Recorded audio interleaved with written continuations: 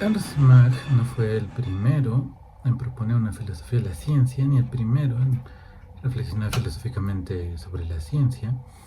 Eso se remonta básicamente a los orígenes mismos de la ciencia.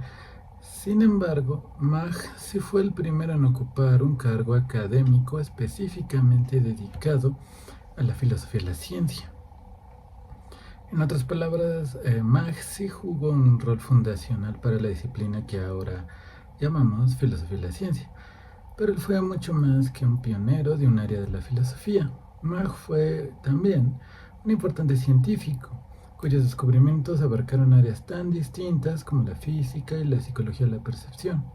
Sus aportaciones fueron tales que Albert Einstein en sus notas autobiográficas escribió que el pensamiento crítico que necesitaba para el descubrimiento de la relatividad lo proporcionó principalmente la lectura de los textos de Mach.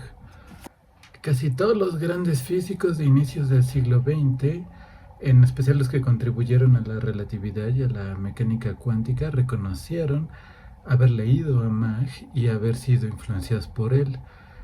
De manera que sin duda Mach fue un personaje notable para la historia del pensamiento, y en este video te cuento algunas cosas sobre su vida y su obra. No obstante, debo decir que Mach escribió e hizo tantas cosas que no es posible hablar de todo en un solo video, por lo que trataré solo de dar un panorama general sobre su vida y pensamiento. Bueno, para empezar, Mach nació el 18 de febrero de 1838, cerca de la capital de Moravia, que ahora es parte del país que llamamos Chequia, en el centro de Europa. Sin embargo, hay que tener en cuenta que las fronteras eran un poco diferentes en esa época. Una parte importante de Europa Central estaba bajo el gobierno de los Habsburgo, quienes, a través de conquistas, matrimonios y en algunos casos solo buena suerte, habían ido adquiriendo más y más reinos y tierras durante muchos años. En la época en que Mach nació, los dominios de los Habsburgo eran conocidos como el Imperio de Austria. No obstante, ese imperio era difícil de mantener unido, puesto que abarcaba muchos pueblos diferentes. En 1867 el imperio pasó a llamarse Imperio Austrohúngaro, para dar reconocimiento a uno de esos pueblos, a los húngaros, que el nombre no refería solamente a Austria, sino que abarcara también a los húngaros. Eso no era suficiente, puesto que aún había muchos otros pueblos en el imperio que no quedaban reconocidos con un cambio de nombre, así que algunos pensaron en otros posibles nombres que extendieran el reconocimiento a todos los pueblos del imperio de los Habsburgo, pero bueno, nunca llegaron a cambiar el nombre otra vez. El imperio colapsó a final de la Primera Guerra Mundial. El imperio de los Habsburgo, el imperio austrohúngaro, entró a la Primera Guerra Mundial del lado equivocado, y bueno, los imperios son para ganadores. Perdieron y se desintegró. De ahí surgieron muchos países nuevos. Pero Mach no vivió para ver esa desintegración del imperio. Él pasó casi toda su vida bajo el gobierno de los Habsburgo, y su lugar de nacimiento era parte de ese imperio. A corta edad, él y su familia se mudaron a una granja cerca de la capital del imperio, la ciudad de Viena, y sus primeras experiencias, las que lo marcaron desde que era pequeño, estaban fuertemente influenciados con el funcionamiento de aparatos mecánicos. Mach recordaba, por ejemplo, que siendo niño, él imaginaba que todos los aparatos mecánicos funcionaban de algún modo mágico o fantasioso, hasta que pudo observar el mecanismo de un molino de viento. Aunque se trataba de un dispositivo sencillo, él quedó sorprendido. Y de acuerdo con él, eso lo impulsó a dejar de imaginar cosas fantasiosas para explicar lo que sucedía a su alrededor y tratar de explicarlo a través de mecanismos. De acuerdo con él, incluso desde los 5 años, él revisaba sus juguetes y trataba de buscar la palanca o cuerda que se hubiera roto cuando alguno no funcionaba bien. O sea, tenía esta fascinación desde pequeño con los aparatos mecánicos, y en parte la búsqueda por entender las cosas a partir de cómo funcionan los distintos mecanismos lo llevó a estudiar física y matemáticas en la Universidad de Viena. Mach fue un hábil técnico de laboratorio durante esos años de estudio en Viena, y trabajó bajo un sucesor de Christian Doppler, el mismo Doppler del efecto Doppler. Ese efecto tiene que ver con los cambios aparentes de frecuencia de las ondas por un observador en movimiento. Normalmente se usa este ejemplo, ¿no?, de una ambulancia y cómo suena diferente cuando se acerca y cuando se aleja. Eso se le llama efecto Doppler. El estudio de las ondas era muy importante para Mach y, como veremos, iría a influenciar mucho su desarrollo profesional. Mach desde esos años diseñó un aparato para tratar de mostrar el efecto Doppler y además es visto como uno de los primeros en darse cuenta de la posibilidad de estudiar el movimiento de las estrellas analizando los cambios en la frecuencia de la luz que emiten. Es como aplicar esta idea del efecto Doppler pero la frecuencia de la luz de las estrellas. Entonces, bueno, era una persona sobresaliente ahí en la Universidad de Viena, pero después de terminar su doctorado, Mach batalló para encontrar trabajo. Se quedó más tiempo en Viena como lo que llamaban Private Docent, que básicamente significa que podía dar clases sin recibir salario. En algunos casos los estudiantes pagaban algo, pero relativamente poco. Es decir, era el tipo de puesto en el que te pagan con experiencia y no te pagan realmente, lo cual demuestra que eso de batallar después de obtener un doctorado no es algo nuevo. Finalmente, después de más de un año, en 1864, Mach recibió un puesto académico en la Universidad de Graz. Y por primera vez Mach tenía dinero y tiempo para dedicarse a sus experimentos, que era lo que realmente quería. Y fue en esta época que Mach identificó un fenómeno óptico que ahora llamamos bandas de Mach. La idea es que si pones dos bandas juntas, una iluminada y la otra oscura, el borde de la oscura parece más oscuro de lo que realmente es, y el borde de la que es clara parece más claro de lo que realmente es. Mach conjeturó que el fenómeno se producía en la retina del ojo, en una reacción llamada inhibición lateral. A grandes rasgos, se trata de un fenómeno que nos ayuda a reconocer bordes acentuándolos. Nuestros ojos resaltan esos bordes para que nos sea más fácil identificar dónde acaban los objetos. Y este interés de Mach en cómo percibimos las cosas estaba profundamente relacionado con las ideas que se convertirían en su filosofía de la ciencia.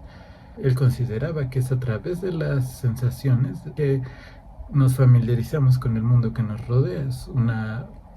Es un punto de inicio con el cual lo investigamos. Pero las conclusiones que sacamos de esto, de lo que percibimos, de las sensaciones, no siempre son correctas. Como en el caso de estas bandas, vemos algo que quizás no refleja realmente cómo es el mundo.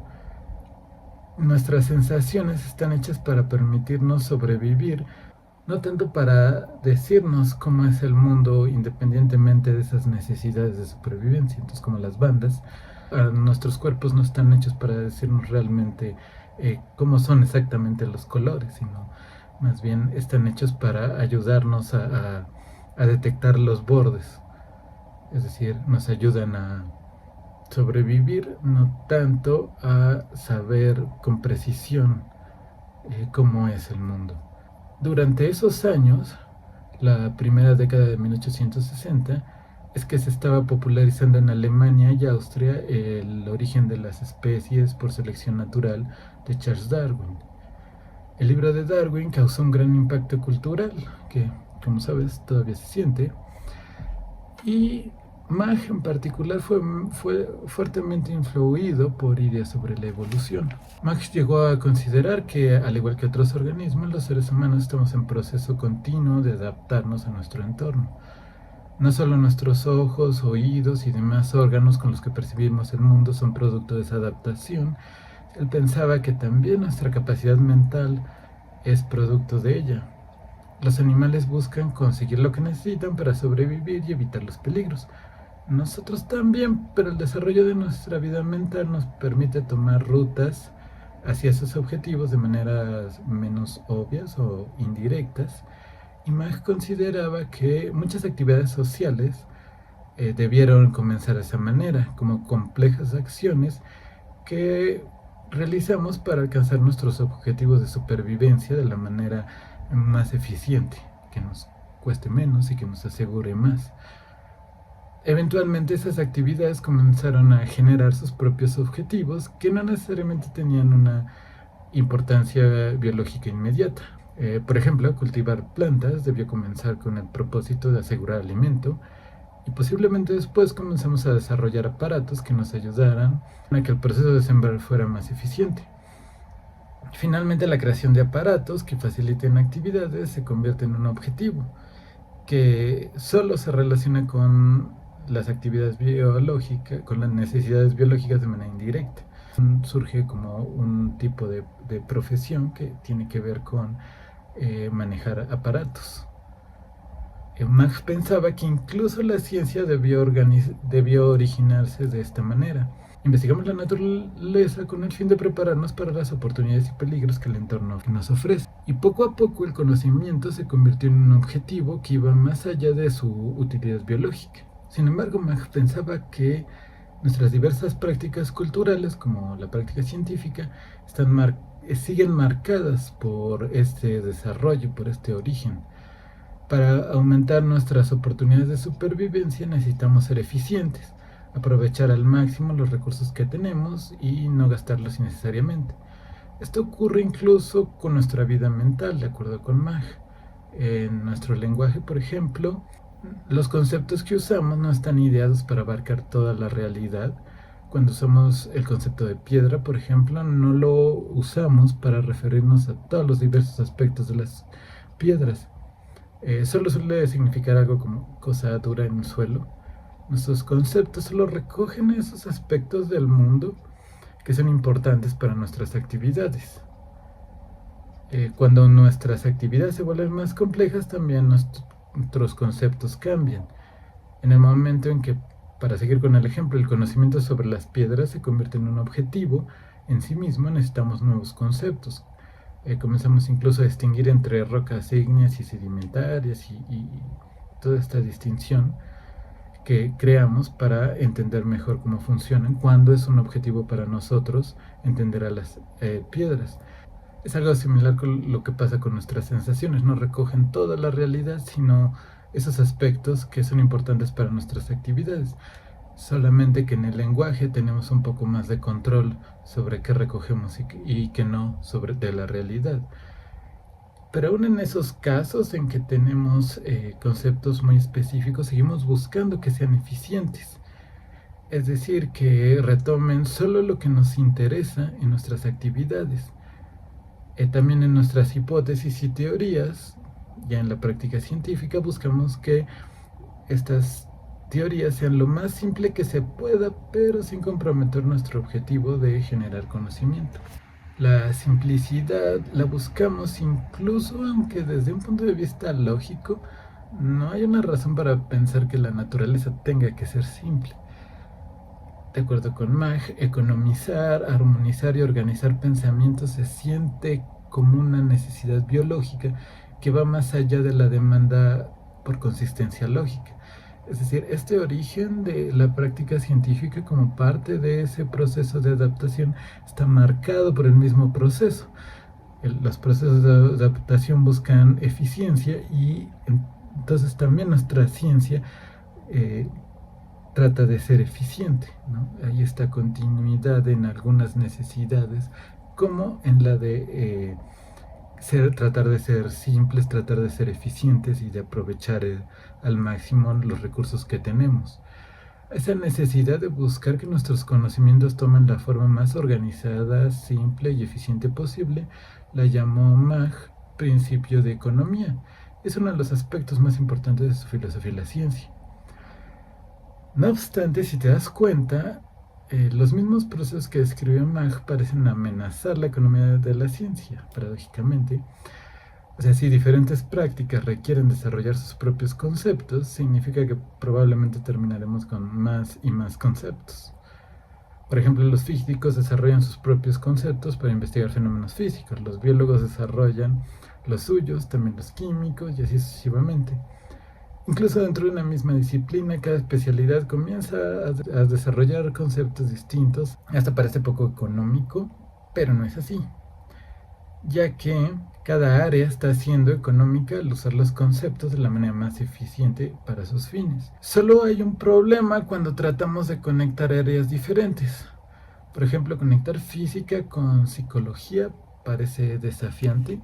Esto se nota al intentar explicar la conciencia. No parece haber nada en la física que explique ese fenómeno que llamamos conciencia. Y no obstante, Mach pensaba que sí debería haber maneras de conectar estas diferentes áreas de conocimiento. Mach se inspiró en el trabajo de Gustav Fechner, quien había hecho experimentos sobre la percepción y su relación con los estímulos.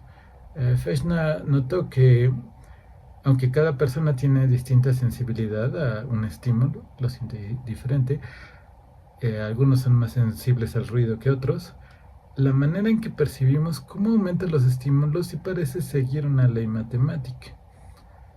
Para Mach, eso demostraba que incluso las sensaciones que consideramos completamente subjetivas, normalmente, podían ser estudiadas para descubrir leyes matemáticas en ella, como en la física. De hecho, todo lo que conocemos, si lo piensas, pasa de alguna manera por nuestras sensaciones. No podríamos conocer fenómenos físicos o químicos si no pudiéramos usar lo que vemos o oímos en los dos casos, ¿no? Incluso nuestra propia mente, nuestra propia conciencia, la conocemos a través de una especie de sensación de existir. Lo que hay en común a todas las áreas del conocimiento, desde lo físico hasta lo mental, son las sensaciones. Mach llegó incluso a afirmar que toda la ciencia y sus distintas áreas consiste en análisis de sensaciones. Mach pensaba que de tener eso en cuenta no solo podía ayudarnos a conectar áreas distintas del conocimiento, sino también que podía ayudarnos a superar dificultades explicativas como la de la conciencia. Él consideraba que la idea de que hay cosas que son físicas y otras que son mentales, como tradicionalmente se suele pensar en filosofía, a lo que comúnmente se le llama dualismo, era un error, porque Mach pensaba que si somos honestos, tenemos que concluir que hasta donde sabemos, solo hay un tipo de cosa, y a la que se conoce como monismo. Antes de Mach ya otros trataban de usar un tipo de monismo.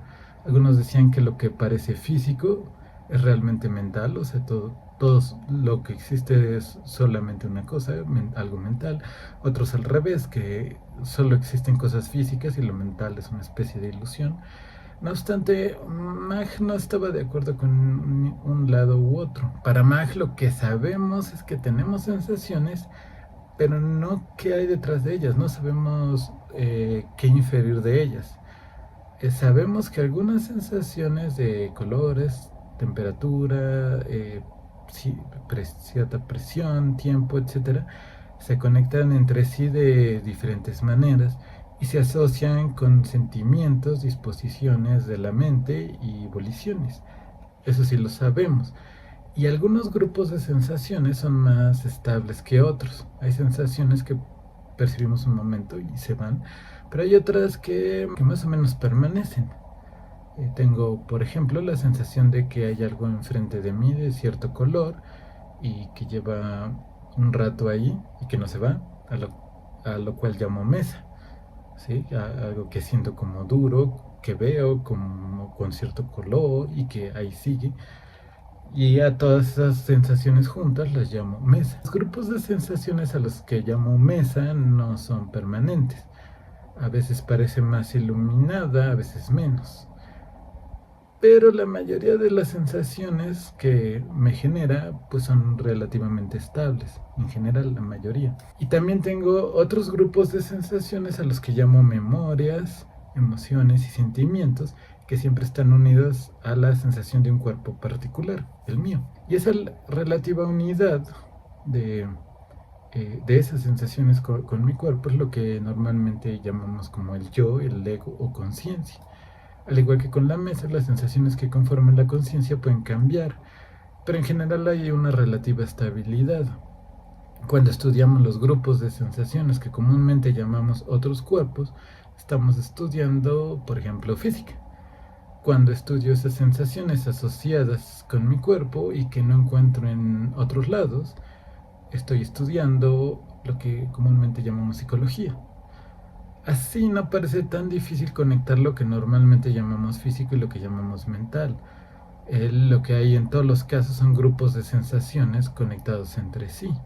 Ahora, a veces se suele malentender a Mag como queriendo reducir toda la ciencia a sensaciones individuales, pero es importante tener en cuenta que para Mag lo importante son las relaciones entre los grupos de sensaciones, no las sensaciones individuales.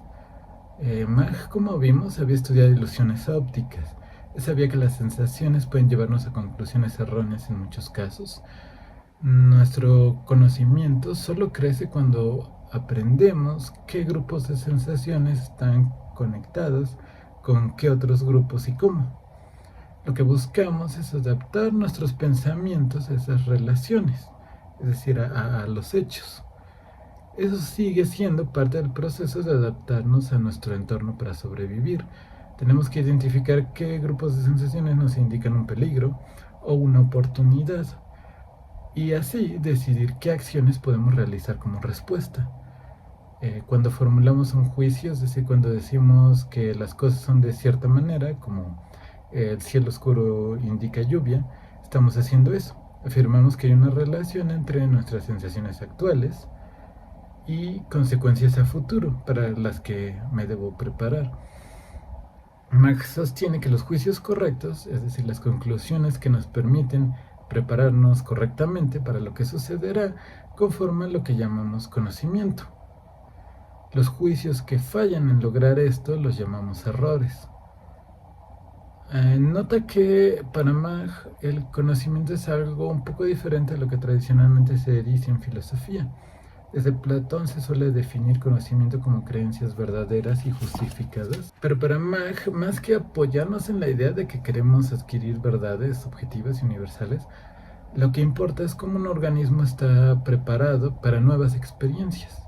Es decir, el concepto de conocimiento de Mag tiene un enfoque más práctico y podríamos decir biológico. También los animales, si lo piensas, llevan a cabo ciertas acciones para poder sobrevivir cuando tienen las sensaciones que les indican peligro. En nuestro cuerpo también reacciona incluso a ciertas sensaciones, a veces de manera casi inconsciente. Cuando ponemos nuestra mano sobre una flama, sin darnos cuenta, la quitamos de inmediato tan rápidamente que se dice que conscientemente no pensamos en ello. Nuestro cuerpo reacciona así a la sensación para evitar que nos dañemos. Pero más allá de nuestros cuerpos, en nuestra cultura en la que crecemos, es la que nos proporciona la mayor parte de este conocimiento en el sentido de Mag. Es decir, cuando nacemos no tenemos como mucha idea si hay cierta capacidad de nuestros cuerpos de reaccionar a ciertas sensaciones, pero conscientemente no hay como mucho contenido cuando nacemos. Y cuando llegamos a ser adultos nos damos cuenta que de hecho ya tenemos una visión del mundo que nos han heredado tanto otras personas con las que crecimos como nuestro entorno. Tenemos ya muchas ideas acerca de qué evitar, qué buscar, las consecuencias de muchos de nuestros actos, etc. A todo eso lo llama Mag conocimiento instintivo, para distinguirlo del conocimiento que adquirimos deliberadamente investigando. Mag consideraba que la ciencia no empieza de cero, por así decirlo, sino que comienza con el conocimiento instintivo. En uno de sus libros, en que Mag habla de la historia de la mecánica, por ejemplo, él analiza los estudios de Arquímedes sobre el principio de la palanca y señala que en la explicación de Arquímedes se dice que una palanca sobre un punto de apoyo no se inclina hacia un lado, sino hay un peso mayor sobre uno de sus lados, que es más grande que del otro lado. Y Arquímedes piensa que puede convencernos de ello sin recurrir a ningún conocimiento previo. Pero Mag, parafraseándolo un poco, él pregunta, bueno, ¿cómo sabe Arquímedes que, por ejemplo, el color de la palanca no influye? o la posición de la luna, o muchas cosas que en principio podrían afectar una palanca, si nosotros estamos conociéndola por primera vez, por ejemplo. Y bueno, lo que dice Mag es que, bueno, en realidad sabemos que ya de entrada sabemos que esas cosas no influyen porque está en nuestro conocimiento instintivo. Si no tuviéramos ya un conocimiento instintivo de qué cosas probablemente no influyen en un dispositivo como que estamos analizando, como la palanca, si no tuviéramos alguna idea de qué cosas no tienen que ver, pues no tendríamos ni cómo empezar a investigar algo. Pensaríamos que absolutamente todo podría estar influyendo a los fenómenos que estudiamos. El conocimiento instintivo nos da un punto de inicio que además es confiable y Magia incluso sostiene que es objetivo. Aunque lo encontremos realmente en nuestra reflexión, Mag lo que dice es que, bueno, uno se da cuenta de que todas esas ideas que vienen del conocimiento instintivo, yo me puedo dar cuenta de que esas no las creé yo. O sea, no fueron conclusiones que yo saqué, son conclusiones que me heredaron un montón de personas que vivieron antes que yo o que convivieron conmigo. Entonces el conocimiento instintivo, como no depende de mí, no depende del sujeto, sino que me lo heredaron, pues no es subjetivo. No viene de un solo sujeto, por lo tanto no es subjetivo, es algo objetivo y es confiable incluso hasta cierto punto, porque está basado en la experiencia de un montón de personas que vinieron antes de mí. No obstante, tampoco es que sea perfecto el conocimiento instintivo. Aún el conocimiento instintivo podría contener errores inadvertidos. Mag considera que eso puede pasar porque los mismos procesos que en unos casos nos llevan al conocimiento pueden llevarnos al error en otro. Por ejemplo, puedo mirar un lápiz roto y luego puedo comprobar que en efecto está roto, y en otra ocasión puedo ver otro lápiz roto pero luego descubro que era una ilusión óptica. En los dos casos hice lo mismo, mirar, pero en uno me llevó a una conclusión correcta y en el otro caso me llevó a una conclusión incorrecta. Mag nos advierte que solo la examinación exhaustiva puede protegernos. Solo continuar investigando más y más es lo que nos puede proteger de los errores. Él consideraba que los errores pueden ocultarse, sin embargo, en nuestro pensamiento. Por ejemplo, Mag pensaba que la idea de que todo tiene que ser o físico o mental, como habíamos mencionado antes, es un error al que nos hemos adherido. Mag pensaba que sí había un tipo de cosa en el mundo, pero no sabemos su naturaleza. Deberíamos evitar el error de creer que sí sabemos. Por ello, a su postura sobre solo aceptar que hay en el mundo grupos de sensaciones relacionadas lo llamó monismo neutro. Es monismo porque no hace esta división físico-mental, es uno, y es neutro porque no es que esté del lado de los que dicen que todo es físico o que todo es mental, sino que es neutro respecto de ambos. Solamente se limita a hablar de que lo que sabemos que hay, hasta donde nosotros realmente sabemos, estos grupos de sensaciones, que es lo que encontramos en todos lados, sensaciones distintas y relacionadas. Pero eso es lo que encontramos realmente y es de lo que estamos seguros. Y así como ese error de pensar que sabemos que todo es físico, que sabemos que todo es mental, así como damos ese error como algo cierto, sin darnos cuenta que realmente no tiene mucho fundamento, de acuerdo con Mag, de la misma forma otros errores podrían estar ocultos incluso en la ciencia. Mag nos aconseja tratar de rastrear de dónde vienen nuestras ideas, buscar su historia o analizarlas con nuestra propia experiencia.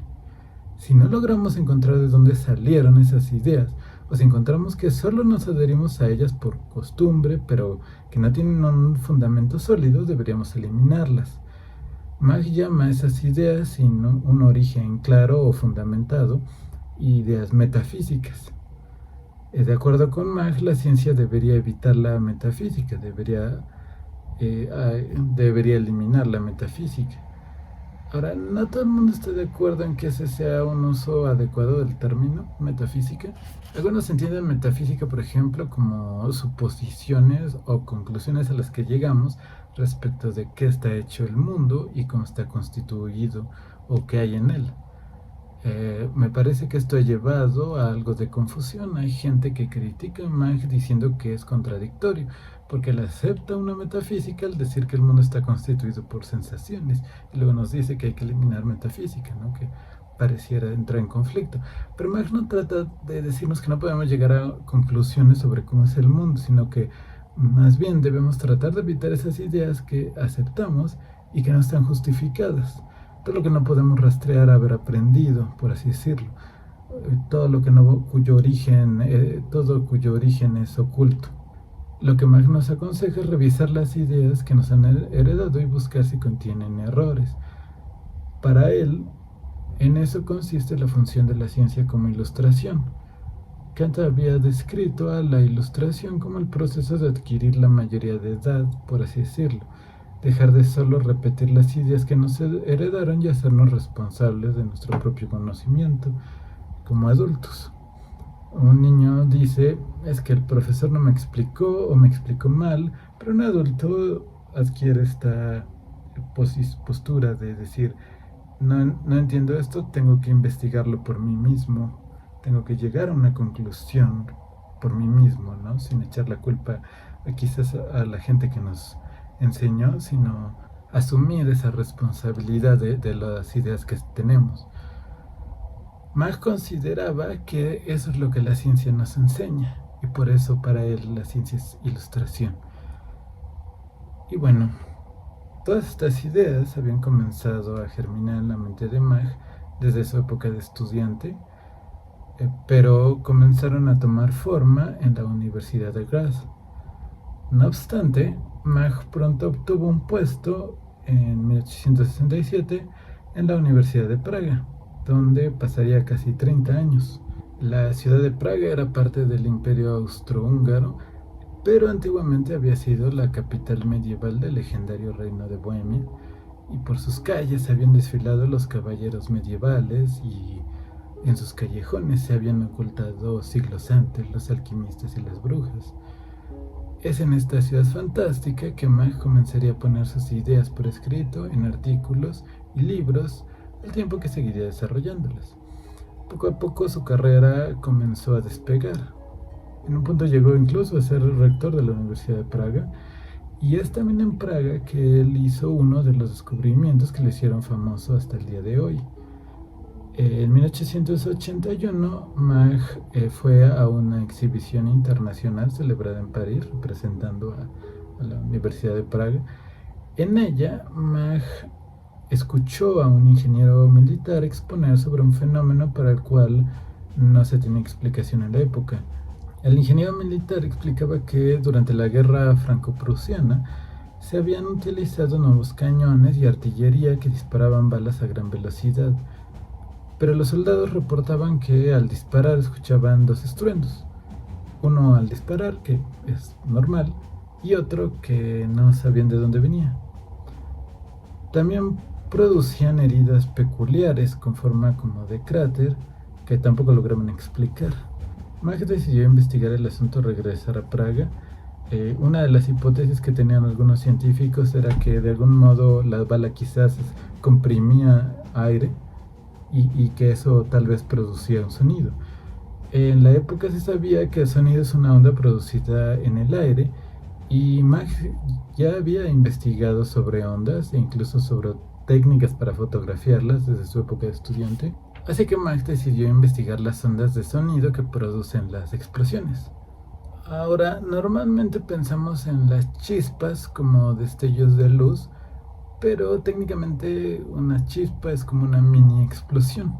Y estas mini explosiones producen sonido. Si uno pone atención, se pueden escuchar. Así que Mach comenzó a estudiar las ondas de sonido producidas por explosiones generando chispas. La técnica que empleó consistía en colocar una fina capa de hollín sobre un plato de vidrio, de manera que la onda producida por las chispas quedara marcada en el hollín. Él esperaba naturalmente que la onda de sonido producida se moviera a la velocidad del sonido. Sin embargo, él pronto descubrió que las ondas producidas por las chispas podían llegar a superar la velocidad del sonido, lo cual era un poco extraño. Y las marcas en el hollín que registraban tenían una forma como de punta. Con más investigación y técnicas fotográficas mejoradas, Mach eventualmente se dio cuenta de que el fenómeno que investigaba era lo que hoy llamamos ondas de choque. Cuando una onda se produce, esta viaja con cierta velocidad. Si la fuente de la onda se mueve también, las ondas toman una forma que se carga hacia el lado en que se mueve, pero si la fuente alcanza o supera la velocidad de las mismas ondas, se produce un frente de onda que llamamos onda de choque. Tú lo puedes ver en un bote que se mueve más rápido que las ondas en el agua, deja esta forma como de punta. En el aire se puede producir esas ondas si aquello que las produce supera la velocidad del sonido. Esa onda de choque es lo que producía los fenómenos que los soldados habían observado y que no lograban explicar. Mach, con ayuda de la Academia Naval Austriaca y el ejército de Prusia, pudo producir imágenes de ondas de choque, lo cual lo hizo famoso.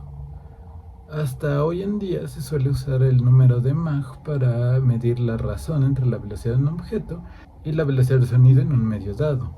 Así, cuando un avión, por ejemplo, rompe la barrera del sonido, se vuelve más veloz que el sonido, decimos que alcanza Mach 1. Si puede ir al doble de la velocidad del sonido, decimos que alcanza Mach 2. Si llega a 3 veces la velocidad del sonido, decimos que alcanza Mach 3 y así sucesivamente. Como nota, en castellano solemos pronunciarlo Mach. Decimos Mach 1, Mach 2. En inglés suelen decir Mach, pero hasta donde sé lo más correcto es Mach. Como sea, gracias a ese descubrimiento, el nombre de Mach se suele oír al hablar de vehículos supersónicos, de aviones de combate militares o incluso de combustible de alta velocidad. Como paréntesis, no podemos dejar de mencionar que desde hace unos años, una conocida marca de rastrillos para rasurar, imagino que tratando de emular la tecnología de vehículos supersónicos o algo así, puso el nombre de Mach en sus productos. Ahora tenemos esta situación rara en que el lugar en que más probablemente has visto el nombre de Mach es en las tiendas que venden esos rastrillos para rasurar. Así que la próxima vez que pienses en convertirte en un científico o intelectual famoso, considera que tu nombre podría terminar en productos de cuidado personal. Porque bueno, el mundo es como raro. Irónicamente parece que Mach prefería dejarse la barba. En fin. Regresando al tema de la vida y obra de Mach, él pasó casi 30 años en Praga investigando muchas otras cosas también. Por ejemplo, hizo estudios sobre el oído, que eventualmente los abandonó porque para profundizar en ello tenía que diseccionar animales y él estaba en contra de ese tipo de prácticas, entonces ya no profundizó más, pero sí llegó a hacer estudios importantes. Además hizo estudios en psicología que se consideran como predecesores de lo que luego se conoció como Gestalt, un área de la psicología que tiene que ver con cómo experimentamos las cosas. Toda esa época en Praga parece haber sido bastante positiva para Mach, pero eventualmente comenzó a tener algunos problemas. Había gente en Praga que quería más independencia del imperio y reafirmaba su identidad cultural, pero también había gente que quería lo opuesto, fortalecer las relaciones con el mundo de habla alemana. Y eso genera un conflicto político en la época. Mach trataba de mantenerse al margen de estos conflictos, pero eventualmente la tensión creció demasiado y dada su importancia en la universidad, bueno, lo terminó involucrando. En una protesta nacionalista, los manifestantes incluso llegaron a aventar piedras a su ventana. No la atinaron, pero te imaginarás que no era cómodo vivir así. En este punto él tenía familia, esposa, hijos, supongo que no era precisamente lo más cómodo. Así que durante la última década del siglo XIX, Mach buscó la oportunidad de cambiar de ciudad y pues estaba la opción de Viena, la capital del imperio en la que él había estudiado. Viena no era solo el centro político desde donde los Habsburgo esperaban algún día gobernar al mundo, cosa que nunca lograron. Viena era también un gran centro cultural de Europa, o mejor dicho, del mundo. Viena había sido la ciudad de Mozart y Beethoven, era la ciudad de los vals, y pronto sería el hogar de artistas como Gustav Klimt y una larga lista de filósofos y científicos. Pero ello parecía complicado, no había puestos en la universidad disponibles para físicos en ese momento. No obstante, sí había para filósofos. Algunos de los amigos y seguidores de Mach pensaron que esa era la solución, traer a Mach a Viena con un puesto como filósofo. Hubo algo de debate porque algunos filósofos sentían que eso significaba que ahora los científicos invadían sus puestos, pero el reconocimiento de Mach ya era suficiente para que no pudieran ignorarlo tan fácilmente. Así que, al fin, el 5 de mayo de 1895, el mismísimo emperador Franz Joseph firmó un documento nombrando a Mach profesor de filosofía de las ciencias inductivas de la Universidad de Viena. Mach fue todo un éxito en Viena, y su regreso a dicha ciudad puede considerarse su época más exitosa. Auditorios enteros se llenaban para ir a escucharlo hablar de ciencia y filosofía. Mach brilló como prominente filósofo líder en Viena entre 1895 y 1898. Tristemente, lo bueno no siempre dura. En 1898 Mach sufrió un infarto que lo paralizó del lado derecho del cuerpo de manera permanente. Su salud se vino abajo y tuvo que dejar el puesto de la universidad y retirarse.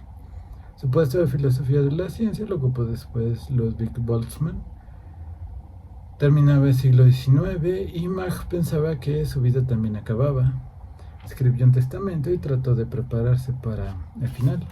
Pero como la vida nunca es lo que uno espera, resulta que Mach vivió todavía un buen rato más. La edad, la inmovilidad, la sordera y otras enfermedades no podían impedir un regreso formidable. Mach revisó y reeditó varios de sus libros, juntó artículos para publicarlos como libros e incluso comenzó a juntar material para escribir más libros.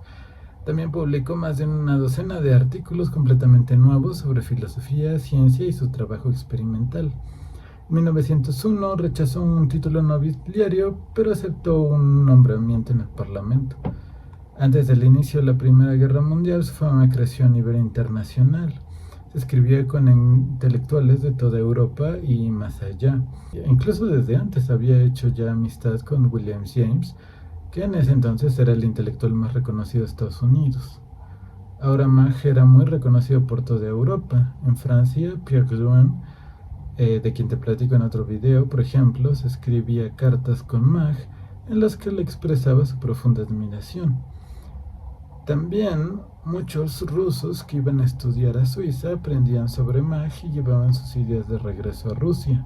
La fama de Mach en Rusia llegó a tal punto que el famoso Vladimir Lenin sintió que estaba influenciando demasiado a los movimientos socialistas allá. Debido a ello, Lenin escribió críticas a la filosofía de Mach. Este pensó en responder, pero uno de sus amigos, Friedrich Adler, le dijo que no valía la pena. Mach no sabía mucho de las críticas de Lenin y le creyó a su amigo Adler, olvidándose del asunto. No obstante, la importancia de Lenin durante la época soviética en Rusia sí terminó por disminuir la fama de Mach en aquel país. No fue el único caso en que la fama de Mach lo llevó a polémicas. El famoso físico de la época, Max Planck, también escribió algunas críticas a su filosofía. En este caso no es tan fácil saber qué es lo que realmente molestó a Planck de la filosofía de Mach. Las críticas que menciona parecen algo infundadas.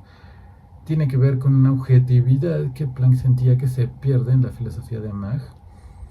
En este caso, Mach sí respondió, pero no buscando conflictos, sino tratando el caso como un mero malentendido e intentando aclararlo. Pero resulta que Planck se ofendió más porque sentía que Mach lo trataba con una actitud condescendiente.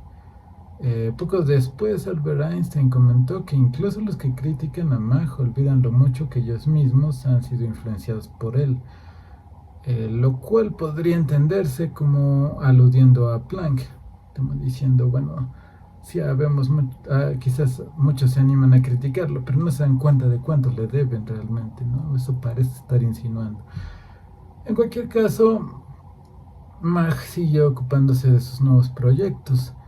Él había comenzado a conversar por cartas con un antropólogo que vivía en Estados Unidos llamado Robert Lowe.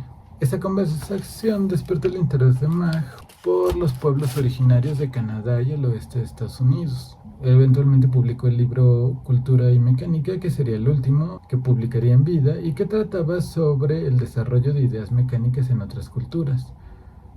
No obstante, seguía trabajando. Lo cierto es que la salud de Mach seguía deteriorándose. Su hijo Ludwig construyó para él un laboratorio en el campus cerca de Múnich, y esto ayudó a su salud, pero no pudo evitar el final que llegó tristemente el 19 de febrero de 1916. Si ya sabías algo de Mach, notarás que hubo muchas cosas que omití sobre su vida y pensamiento, pero no es posible mencionarlas todas en este video y este ya es más largo de lo que yo esperaba. Hubo tantos aspectos notables de su vida que casi nos sorprende que siguiera siendo influyente durante la primera mitad del siglo XX. Muchos de los libros con los que la gente aprendía física en Alemania y Austria fueron escritos por Mach, y esas generaciones que se educaron con los libros de Mach fueron algunas de las más sobresalientes de la historia de la ciencia. Los científicos que crearon las teorías más famosos de la época, como la relatividad y la mecánica cuántica, casi todos admitieron haber sido influenciados por Mach. Albert Einstein incluso escribió, tras la muerte de Mach, que Mach pudo haber descubierto la relatividad él mismo si ciertos datos se hubieran conocido cuando Mach era joven. Entre los padres de la mecánica cuántica, Wolfgang Ernst Pauli lleva el nombre Ernst porque era hijo de seguidores de Mach, es decir, no era una coincidencia. Incluso Heisenberg, que era más crítico de Mach, se nota que lo había estudiado en detalle. Por su parte, Erwin Schrödinger, el mismo del famoso gato de Schrödinger, aceptaba muchas de las ideas de Mach casi como sentido común, o sea, las daba por sentado completamente, las aceptaba plenamente.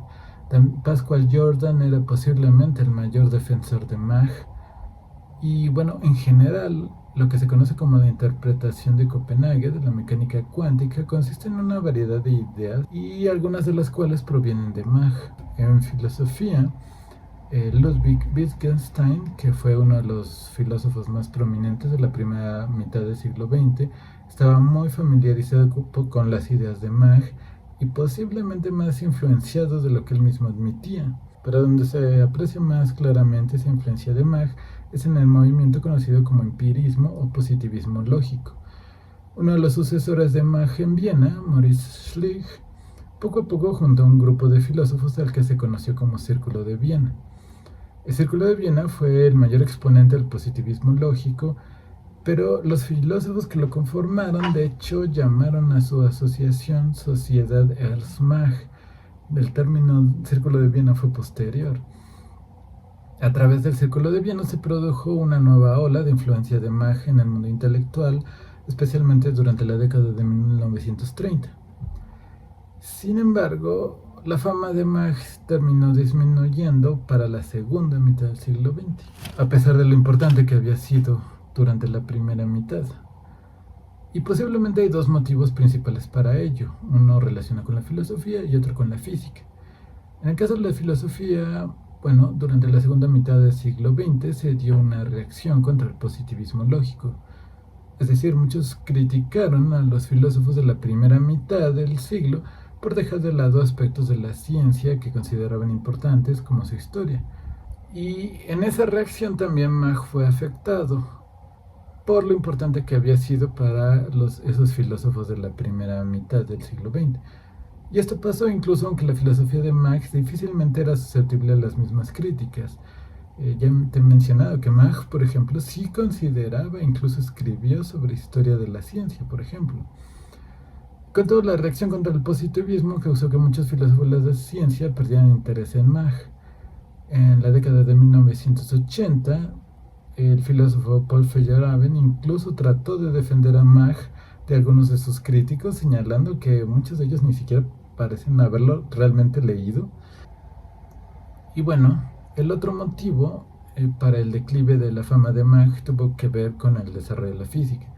Mach había sido muy crítico de las teorías sobre átomos durante su vida, y él no era el único. Muchos físicos de finales del siglo XIX consideraban que las teorías sobre átomos eran demasiado especulativas y que había muchos problemas con ellos. Esa situación cambió durante los inicios del siglo XX con los trabajos de Einstein sobre el movimiento browniano y en especial los experimentos de Jean Perrin.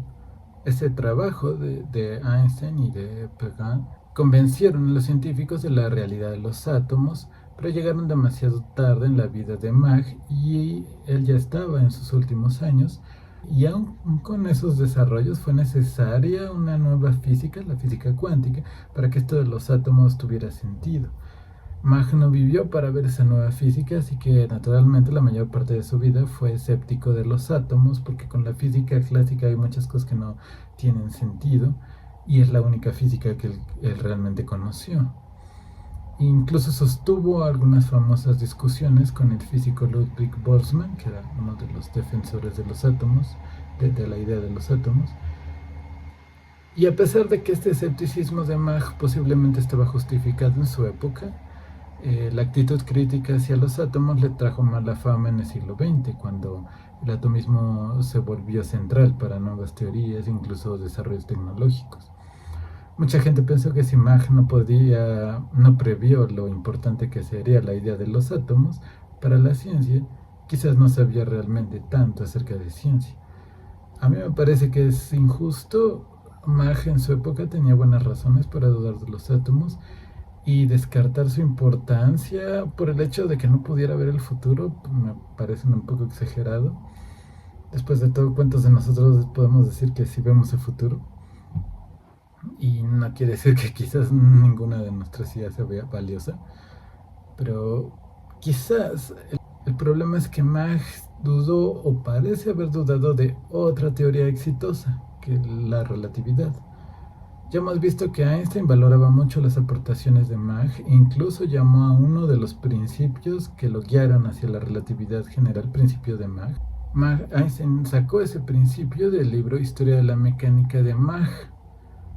Pero aún así, resulta que en 1921, unos años después de la muerte de Mach, su hijo publicó el libro de óptica que este había dejado inconcluso, y en el prefacio de dicho libro hay un claro rechazo a la relatividad. Mach parece decir ahí que no quiere tener nada que ver con esta teoría de la relatividad. Y Einstein parece haberse molestado, ya que después de esa fecha se expresa de un modo un poco más negativo al hablar de Mach. Si tú buscas escritos de Einstein como posteriores a esa época sobre Mach, él es un poco más crítico. No obstante, aún en sus últimos años, Einstein siguió reconociendo la influencia de Mach, como se puede apreciar en sus notas autobiográficas, pero bueno, en general fue un poco menos positivo.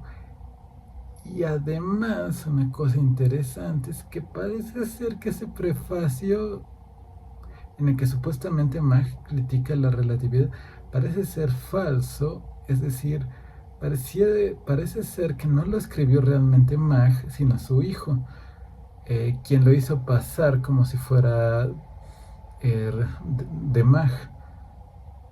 Eso lo argumenta un historiador llamado Jean Wolters. Y bueno, puede parecer que este historiador estuviera como solo intentando rescatar a Mach del error de haber criticado la relatividad. Sin embargo, Wolters sí señala evidencia convincente, aunque quizás no 100% segura. Sí tiene buenos elementos, de hecho, si tú lo revisas. Pero en cualquier caso, el hecho de que la gente se quedara con la idea de que Mach había rechazado la relatividad, junto con el hecho de que había criticado las teorías de los átomos, hicieron que pues Mach pareciera retrógrado para muchos físicos durante la segunda mitad del siglo XX. Y eso, unido a la reacción que te mencioné contra el positivismo en la segunda mitad del siglo XX, pues explica que Mach no sea quizás tan leído o tan conocido hoy en día. No obstante, recientemente hay señales de que esa situación está cambiando. El interés en Mach parece estar reviviendo en los últimos años en algunas universidades. Por ejemplo, en 2019, la editorial Springer publicó un libro en el que casi 50 historiadores y filósofos reevalúan diversos aspectos de la obra de Mach. En 2021, la Universidad de Cambridge también publicó un libro con las aportaciones de varios historiadores y filósofos sobre Mach.